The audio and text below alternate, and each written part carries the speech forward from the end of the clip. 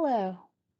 As the winter blues set in for those of us in the northern hemisphere north of the tropics, I find myself finally caught up to my Capclave 2022 notes.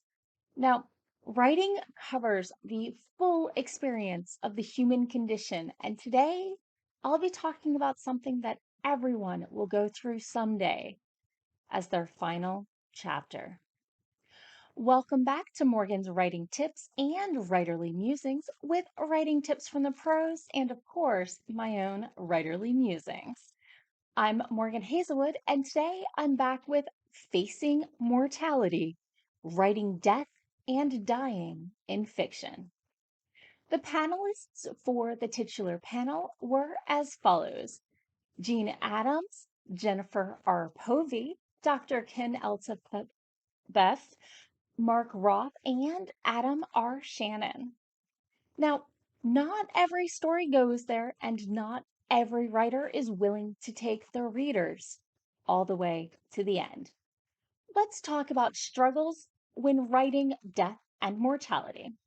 Struggle number one: showing main characters have something to lose without killing someone just to motivate the main character.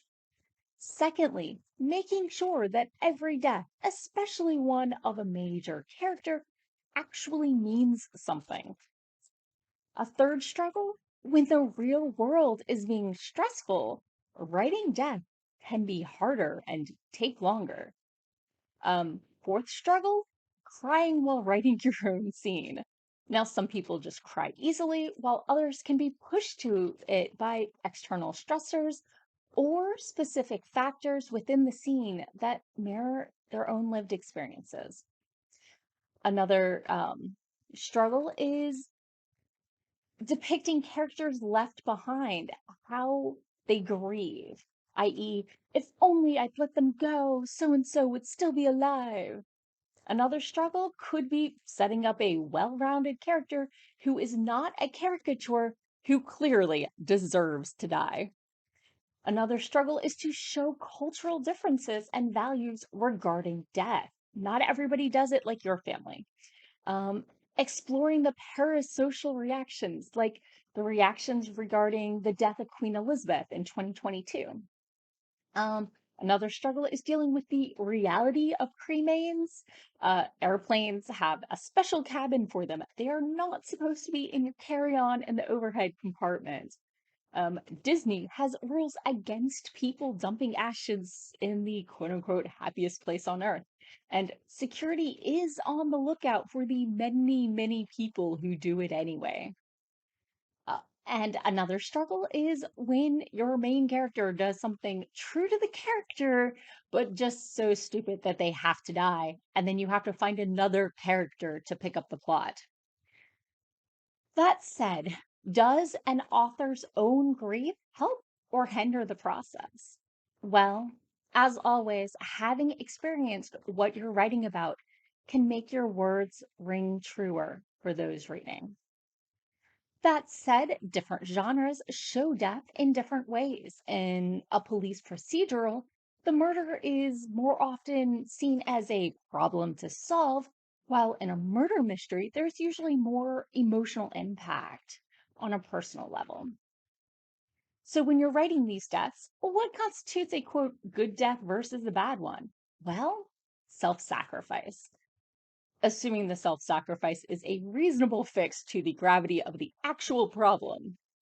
Um, a good death is one that advances the plot in a meaningful way. It's one that gives the character a sense of closure and fulfillment of their mission. It could be redemption, a death that is a sacrifice that makes up for earlier mistakes or choices. A bad death gives no closure and has the character fail their mission.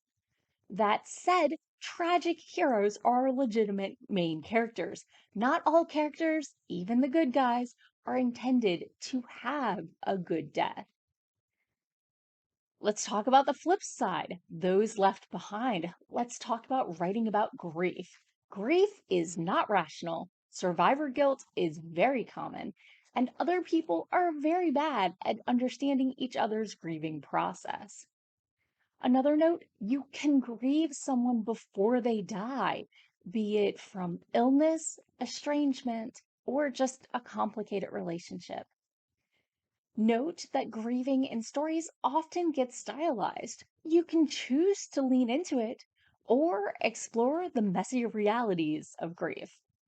Here in the US, the messy side of death is often hidden outside media portrayals. Um, there used to be a tradition of black armbands or dressing in black clothing for a time period that gave people time and space to grieve, especially when you could choose when you were ready to move on and remove the armband. And it was an external sign of the internal process. These days, you're given 2 weeks and expected to be over it.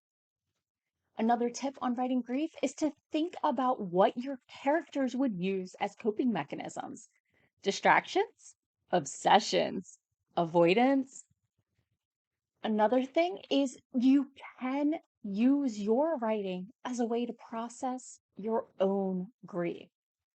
Some resources suggested were Duncan, Idaho's death in the classic Dune by Frank Herbert, Gandalf's false death and Boromir's in J.R.R. Tolkien's Lord of the Rings trilogy.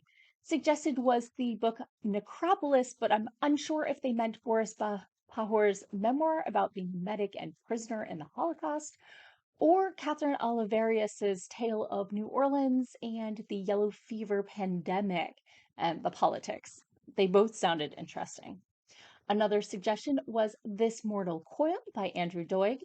Um, the scene in Wrath of Khan when Spock passes away, the e-magazine The Deadlands, or as a resource, you can ask doctors and medics and paramedics that you know.